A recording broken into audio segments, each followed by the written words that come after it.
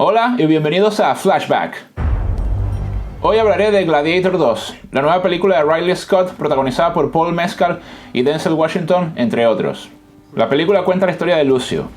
que tras presenciar la muerte de Máximo a manos de su tío, se ve forzado a entrar en el Coliseo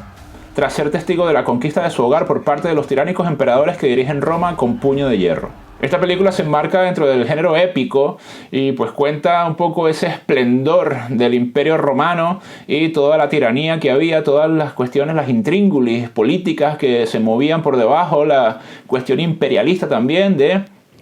conquistar otros pueblos y otras regiones y la fuerza sobre todo también y el poder militar que reinaba en esta época.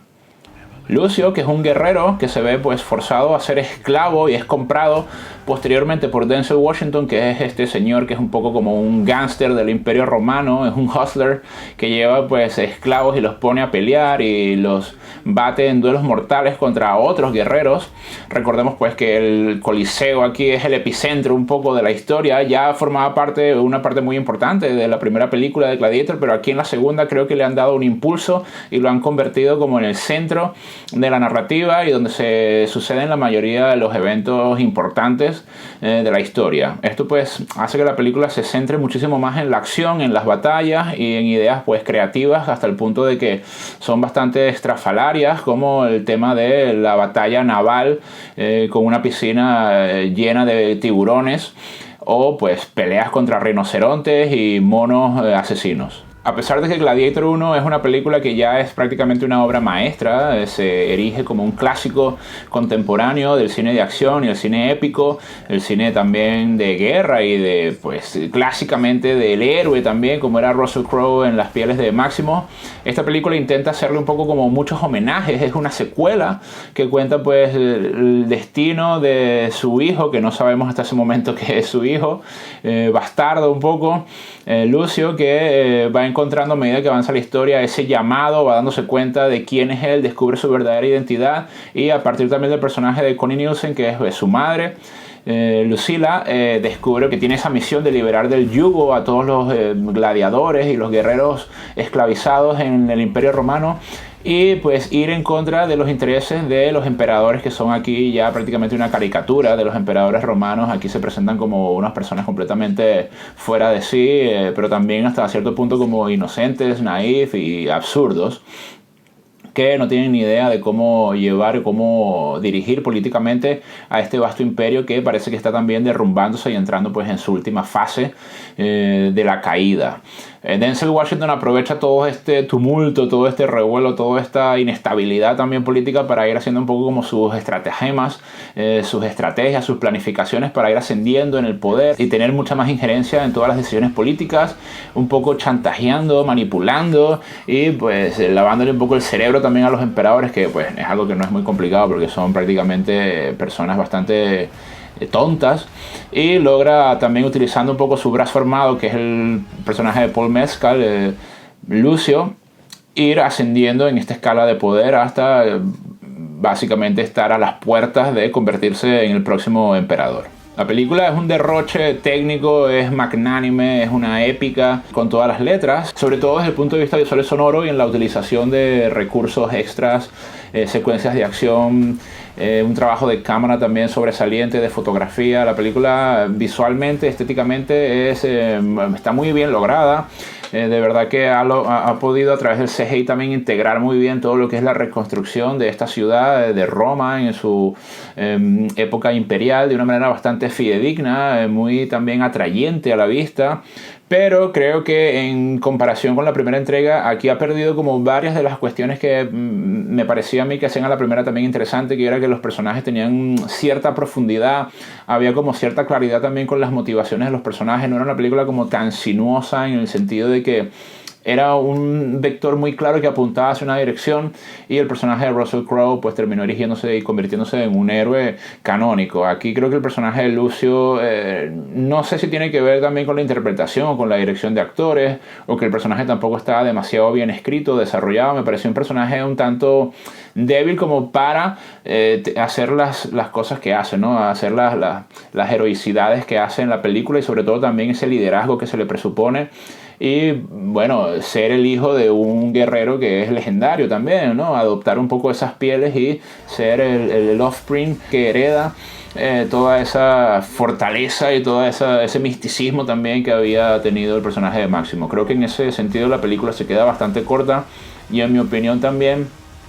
ya un poco a la mitad de la historia está perdiendo un poco el interés porque está como sobresaturada también de escenas de acción. Es una película que no tiene como esos momentos así como de respiro para darle un poco más de fondo, un poco más de sustancia a lo que se está contando, y hasta cierto punto también los diálogos y las escenas como que caen en una cuestión como muy superficial, como muy llana, como muy plana, en la que los personajes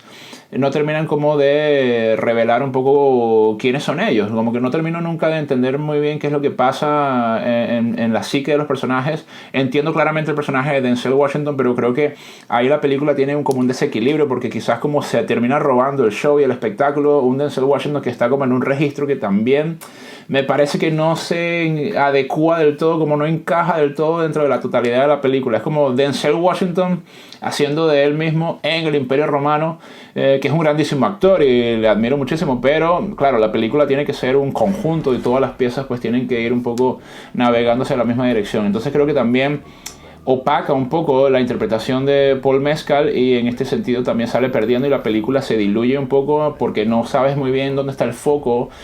Obviamente está claro quién es el villano y quién es el personaje que se supone que es el héroe, el personaje bueno, pero cuando en una película tampoco te queda muy claro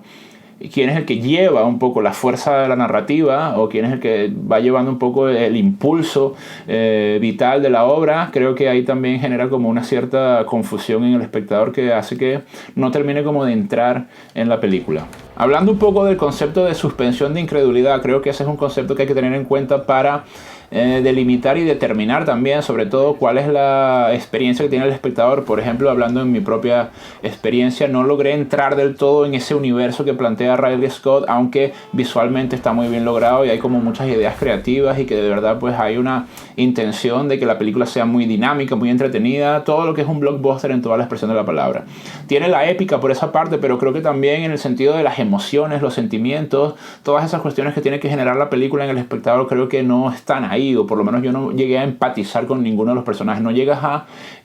sentirte un poco cheering for that character, como queriendo que él logre sus objetivos o poniéndote de su lado. Y también afectándote por las cosas que le suceden. Esa suspensión de la incredulidad es un poco dejar de lado todo lo que está pasando en la pantalla en términos de fantasía, o pues que estamos hablando del Imperio Romano y de todas las cuestiones que pueden intervenir ahí, de los efectos especiales, del CGI, que a veces también es como muy evidente, porque sí es cierto que las escenas del Coliseo están muy bien, son muy creativas, están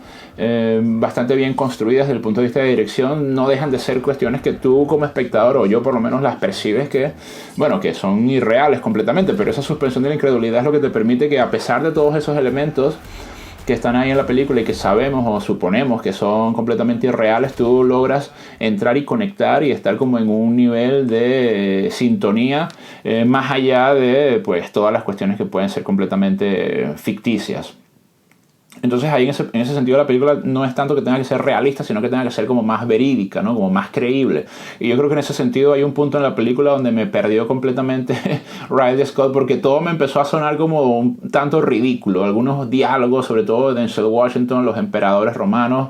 algunas de las situaciones. Creo que el personaje de Pedro Pascal también está hasta cierto punto como desaprovechado. No sé, no llegué como a conectar desde un punto de vista como más profundo y más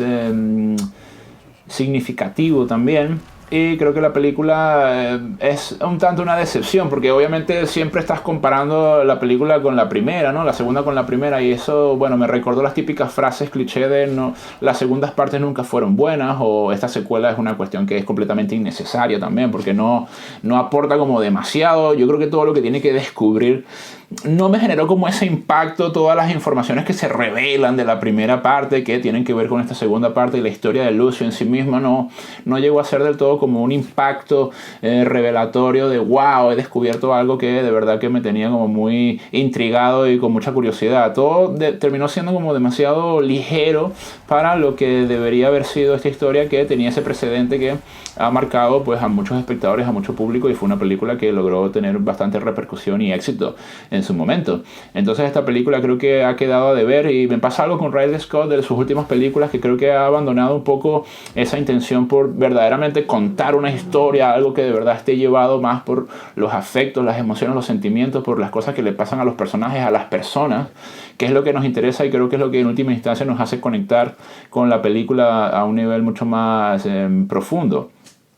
Y ha ido pues en detrimento, haciendo cada vez productos mucho más efectistas, mucho más artificiales, mucho más enfocados en la cuestión visual, en el impacto estético que tienen. Pero obviamente las obras de cine sobre todo creo que tienen que tener eso, por supuesto, tienen que ser algo que es bello visualmente, no solamente bello, sino también impactante, que deje una huella, que de verdad sorprenda al espectador en su diseño y en su presentación y en el look que tiene la película. Pero no puede dejar de lado que la película en realidad va a ser recordada, sobre todo, o es memorable por los personajes y lo que le pasa a los personajes y las cuestiones que les hacen también ser humanos, o cuestionarse su humanidad, sus misiones, sus deberes, sus valores. Y en este sentido creo que la película no tiene como demasiado dinamismo tampoco, no tiene como mucha transformación, no hay tampoco como un verdadero recorrido que tú de verdad puedas como acompañar a la narrativa y no sentirte quizás un poco aburrido como me pasó a mí, porque la película me parece que es épica, es grandiosa, pero también es bastante superficial y bastante ligera en los puntos o los temas que a mí más me interesan como espectador. Bueno, ¿y a ti qué te pareció Gladiator 2? ¿Te gustó esta película? Si te gustó este análisis, por favor dale a me gusta y suscríbete a mi canal para que recibas notificaciones de los próximos análisis.